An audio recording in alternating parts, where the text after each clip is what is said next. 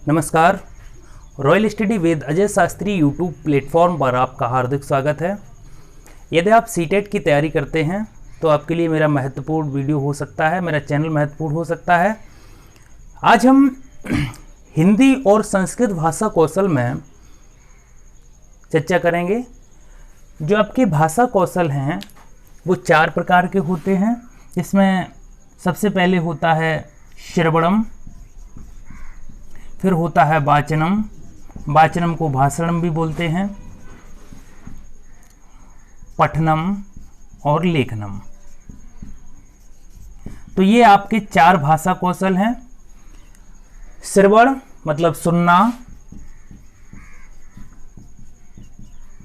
वाचनम मतलब बोलना, पठनम अर्थात पढ़ना, लेखनम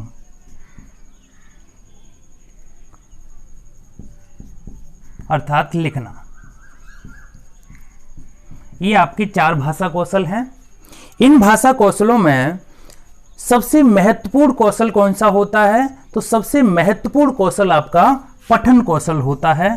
और आज हम आपको पठन कौशल के बारे में बताते हैं। सबसे पहले हम आपको चर्चा करते हैं क्रम से। तो पठन कौशल क्या है? पढ़कर अर्थ ग्रहण किया जा सके। अनपढ़ और निरक्षर लोगों के लिए वाचन कौशल सबसे महत्वपूर्ण होता है, क्योंकि आपने सोचा भी होगा, देखा भी होगा, जो अनपढ़ और निरक्षर लोग होते हैं वो सिर्फ बोलते ही रहते हैं और उन्हें कोई मतलब नहीं होता है। तो अनपढ़ और निरक्षर लोगों के लिए जो सबसे महत्वपूर्ण कौशल है वह वाचन कौशल है। अब हम क्रम से आपको समझाते हैं। सबसे पहले हम बात करते हैं श्रवण कौशल पर। श्रवण कौशल क्या है? तो जो श्रवण कौशल है, इस कौशल का मुख्य उद्देश्य भावों का अवबोध करना है। हम लिख रहे हैं यहां पे, आप चाहो तो नोट कर सकते हो। इस कौशल का मुख्य उद्देश्य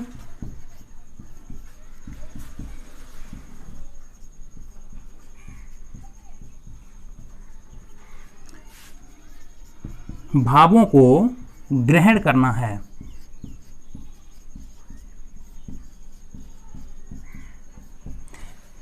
तो भाव कैसे ग्रहण किए जाते हैं? सुनकर भाव ग्रहण करना, और इसे भाव ग्रहण कौशल भी कहा जाता है। भाव ग्रहण कौशल, भाव ग्रहण कौशल के नाम से भी ये जाना जाता है। भाव ग्रहण कौशल। साथ ही साथ इस कौशल का मुख्य उद्देश्य भावों को ग्रहण करना और अवबोधन करना भी होता है। भाषा कौशल का आधार, जितने भी भाषा कौशल हैं उन सभी भाषा कौशलों का आधार जो होता है वो आपका श्रवण कौशल होता है। श्रवण कौशल, भाषा कौशल का आधार श्रवण कौशल होता है। साथ ही साथ अर्थ ग्रहण पूर्वक तथा अवबोधन करना, अर्थ ग्रहण पूर्वक सुनना, अवबोधन करना और महसूस करना सुनकर, ये श्रवण कौशल की मुख्य विशेषताएं होती हैं। तो क्या होता है कि अर्थपूर्वक, अर्थपूर्ण भाव ग्रहण करना,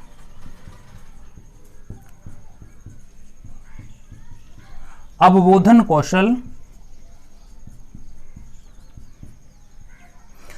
अर्थपूर्ण भाव ग्रहण करना तथा अवबोधन करना, ये श्रवण कौशल के उदाहरण हैं, लक्षण हैं।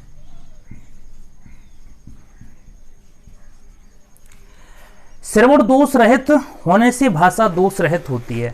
अगर सुनना आपका स्पष्ट होगा, अगर आप स्पष्ट सुन सकते हैं तो आपका भाषा ज्ञान अच्छा होगा। भाषा श्रवण दोष रहित होने पर जो भाषा होती है आपकी वो भी दोष रहित होती है। तो भाषा कौशल में श्रवण कौशल की विशेषताएं क्या हैं कि इस कौशल का मुख्य उद्देश्य भावों को ग्रहण करना है। भाव ग्रहण कौशल, अवबोधन कौशल, भाषा कौशलों का आधार भी श्रवण कौशल होता है। अर्थपूर्ण भाव ग्रहण करना और अवबोधन करना, ये आपके श्रवण कौशल की मुख्य विशेषताएं होती हैं। उसके बाद बात करते हैं वाचन कौशल की।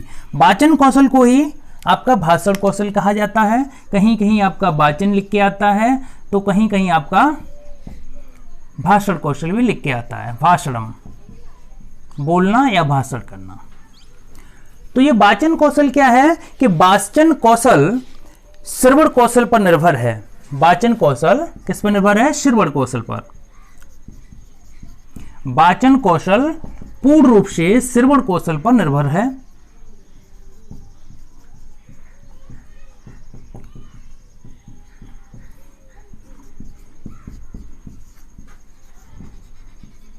एक प्रैक्टिकली बात बता रहा हूं, जैसे जो लोग गूंगे होते हैं, जो बोल नहीं सकते, वो सुन भी नहीं पाते हैं।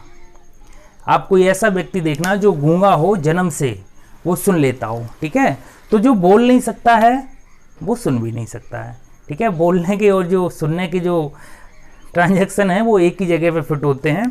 तो श्रवण कौशल जितना मजबूत होगा, भाषण कौशल उतना सुदृढ़ होगा। श्रवण कौशल, अगर श्रवण कौशल आपका, श्रवण कौशल जितना सुदृढ़ होगा,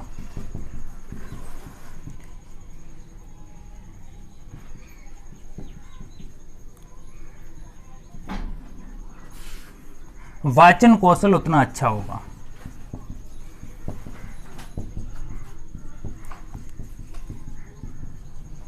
अच्छा होगा।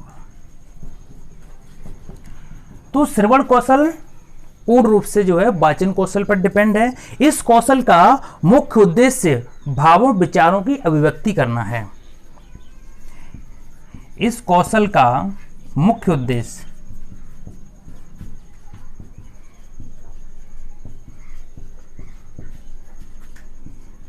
भावों और विचारों की अभिव्यक्ति करना है।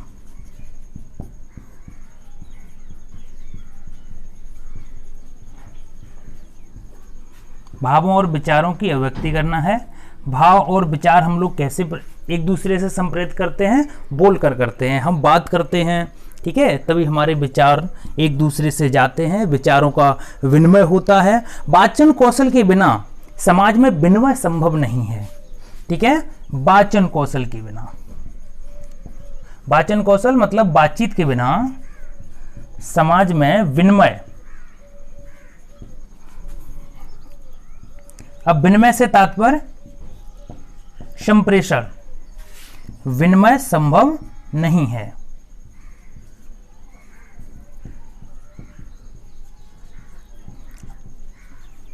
आप बातचीत नहीं कर सकते हैं तो आप समाज में संपर्क स्थापित नहीं कर सकते हैं, ठीक है। तो वाचन कौशल बहुत महत्वपूर्ण है।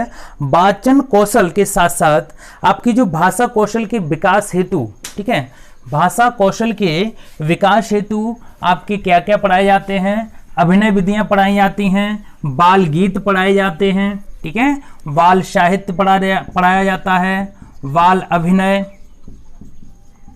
बाल साहित्य, इनका बहुत महत्वपूर्ण स्थान है वाचन कौशल में। लघु कथाएं छात्रों को सुनाई जाती हैं। क्यों सुनाई जाती हैं? सिर्फ वाचन कौशल मजबूत करने के लिए।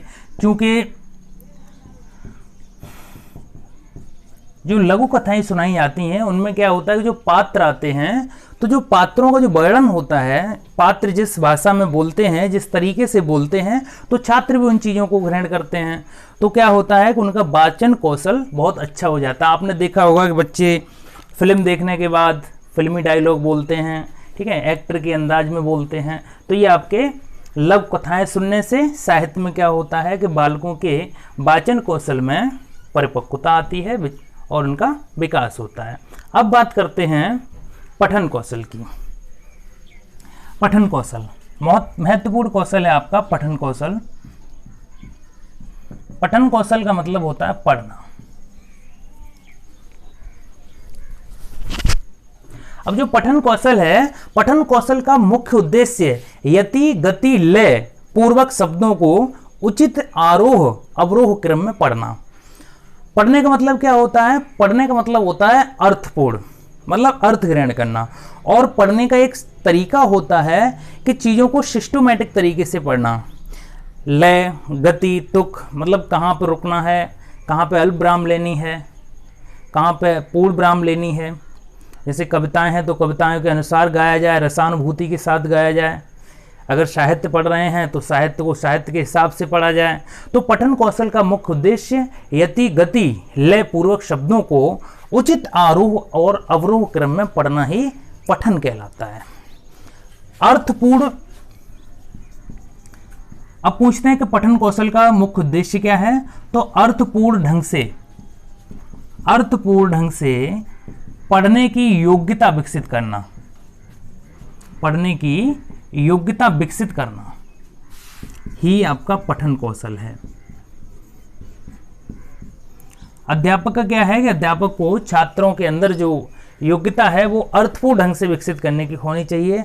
अर्थपूर्ण पढ़ने की योग्यता प्रदान करना, और इसका मुख्य उद्देश्य जो होता है वो अर्थपूर्ण पढ़ना होता है। दो उद्देश्य आपके पूछे गए हैं परीक्षा में, एक मुख्य उद्देश्य और एक गौड़ उद्देश्य। मुख्य उद्देश्य और गौड़ उद्देश्य। तो मुख्य उद्देश्य क्या है? मुख्य उद्देश्य है अर्थ ग्रहण करना,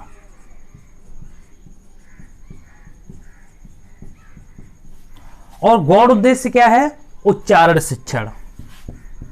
उच्चारण शिक्षण अर्थात उच्चारण के साथ पढ़ना। तो मुख्य उद्देश्य पूछा जाता है अर्थ ग्रहण करना, और गौड़ उद्देश्य जो होता है वो उच्चारण शिक्षण है। और पठन की कई विधियां हैं, जिनमें से आपकी एक वर्णमाला विधि है। वर्णमाला विधि के बाद अनुकरण विधि है। वर्णमाला विधि में क्या है कि अक्षरों का ज्ञान कराया जाता है। अनुकरण विधि में अध्यापक के साथ बालक अनुकरण करके पढ़ता है। तीसरी विधि आपकी चित्र विधि है। तो चित्र विधि में क्या होता है कि अध्यापक चित्र बनाता है या चित्रों को दिखाता है, जिससे छात्र देखते हैं और समझते हैं। इसे देखो और समझो विधि के नाम से भी जाना जाता है। भाषा अभिलेख विधि भी है एक, भाषा अभिलेख। अब भाषा अभिलेख विधि में आपके दृश्य श्रव्य सामग्रियां आती हैं। अभिलेख विधि जिसमें लिखवा फोन है, रेडियो है, और ये जो दृश्य श्रव्य सामग्रियां हैं, उपकरण हैं, वे आपके भाषा अभिलेख विधि के अंतर्गत आते हैं। आपकी वाक्य विधि भी एक पठन कौशल में आती है। जो वाक्य विधि, वाक्यों को किस तरीके से पढ़ना है, तो वाक्य विधि में आपके पढ़ने की दो विधियां बताई गई हैं। एक तो आपकी सस्वर वाचन है और एक मौन पाठन है। पठन की दो विधियां, एक सस्वर वाचन यानी स्वर के साथ पढ़ना, और दूसरा होता है मौन वाचन। इनके भी कई टाइप होते हैं, लेकिन आपको आज सिर्फ पठन कौशल के बारे में पढ़ना है कि अर्थपूर्ण ढंग से पढ़ने की योग्यता विकसित करना। मुख्य उद्देश्य इसका अर्थ ग्रहण करना है। गौड़ उद्देश्य इसका उच्चारण शिक्षण और वर्णमाला, अनुकरण, चित्र विधि और भाषा अभिलेख विधि के माध्यम से पठन कौशल को पूर्ण कराया जाता है। साथ ही साथ वाक्य विधि में आपकी पठन की जो विधियां होती हैं वो दो होती हैं। एक आपकी सस्वर वाचन होती है और साथ ही साथ एक आपकी मौन वाचन होती है। उसके बाद चर्चा करते हैं अंतिम कौशल, जो आपका लेखन कौशल है।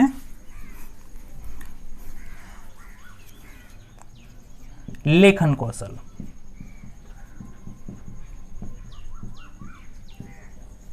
अब आपका जो लेखन कौशल है यह सीखने का अंतिम कौशल है। पूछ लिया जाता है कि सीखने का अंतिम कौशल कौन सा है, तो सीखने का अंतिम कौशल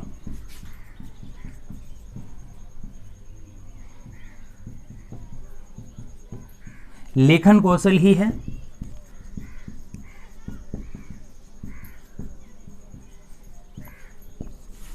इसमें क्या है कि इसे काठिन्य कौशल भी कहा जाता है, सबसे कठिन कौशल होता है। आप खुद महसूस कर सकते हैं कि बालक को सबसे ज़्यादा सुनने में समस्या नहीं होती है, ना बोलने में होती है और ना पढ़ने में होती है। सबसे ज़्यादा समस्या क्या है? लिखने में आती है। तो इसे सबसे कठिन कौशल कहा जाता है। ध्वनि रूप में विद्यमान अवतरण, ध्वनि रूप में विद्यमान अवतरण को लिखना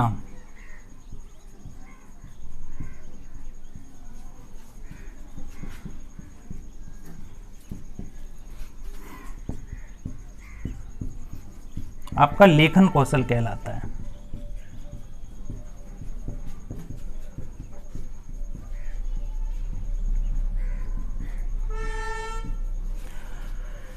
अब हम बात करते हैं कि लेखन कौशल क्या है। विचारों को स्थायी करना। लेखन कौशल से क्या होता है कि विचार स्थायी हो जाते हैं। विचारों को स्थायी करना,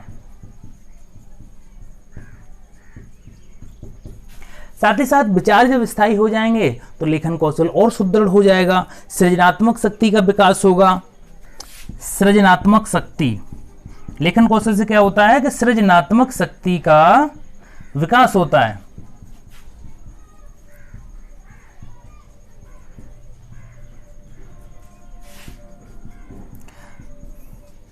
साथ ही साथ सृजनात्मक शक्ति के साथ भाषा पर पूर्ण अधिकार प्राप्त होता है। लेखन कौशल अगर आपका अच्छा है तो भाषा पर पूर्ण अधिकार,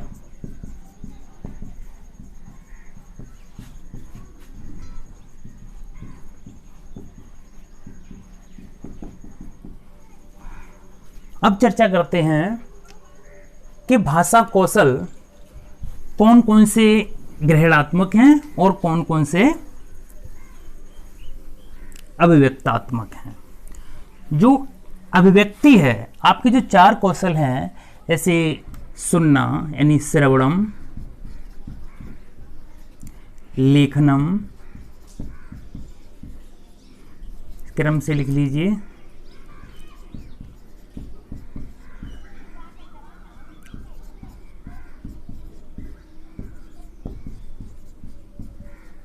इनमें सबसे पहले क्या है कि 2 कौशल होते हैं ग्रहणात्मक, और ये सीटेट में आपके आते हैं, ग्रहण करने वाले और अभिव्यक्ति करने वाले।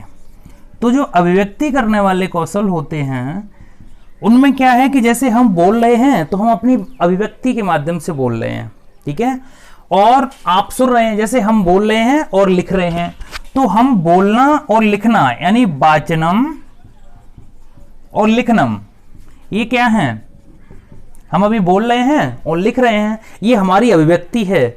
आप हमें सुन रहे हैं और सुनकर क्या है, पढ़ रहे हैं, लिखा हुआ आप पढ़ भी रहे हैं और सुन भी रहे हैं, तो ये आप क्या कर रहे हैं, ग्रहण कर रहे हैं। ग्रहण का मतलब होता है लेना, तो आप ग्रहण कर रहे हैं तो आपका ये ग्रहणात्मक कौशल हो गया। कौन सा, कैसे कर रहे हैं, आप सुनकर कर रहे हैं यानी श्रवणम, और पठनम यानी पढ़कर और सुनकर कर रहे हैं, तो ये आपके ग्रहणात्मक कौशल हो गए। यहां से प्रश्न आपका एक अवश्य पूछा जाता है। और साथ ही साथ यदि आप सीटेट की तैयारी करते हैं तो हमसे जुड़े रहिए, हम सारे टॉपिक आपके क्लियर कराएंगे, साथ ही साथ संस्कृत में। और कुछ और प्रश्न देखते हैं, जैसे शिक्षक का घनिष्ठ मित्र किसे कहा जाता है। तो शिक्षक का जो घनिष्ठ मित्र है वो श्यामपट होता है, ठीक है, शिक्षक का घनिष्ठ मित्र पूछ लिया जाता है तो श्यामपट होता है। साथ ही साथ विद्यालय का हृदय किसे कहा जाता है, तो विद्यालय का जो हृदय होता है वो पुस्तकालय कहलाता है। और सभी साधनों में सर्वश्रेष्ठ साधन वह भी आपका श्यामपट ही होता है, और अध्यापक का जो दाहिना हाथ होता है वो भी श्यामपट ही होता है। साथ ही साथ कक्षा में पहली शर्त क्या है, तो कक्षा की पहली शर्त है जो श्यामपट है। उम्मीद है आपको चीज़ें स्पष्ट रूप से समझ में आई होंगी। यदि आप सीटेट की तैयारी करते हैं तो प्लीज़ मेरे चैनल को सब्सक्राइब जरूर कीजिए, ताकि हम यहाँ पर हिंदी, संस्कृत और साइकोलॉजी के बेहतरीन वीडियो आपको दे सकें। वीडियो देखने के लिए बहुत बहुत धन्यवाद। शुभ दिन।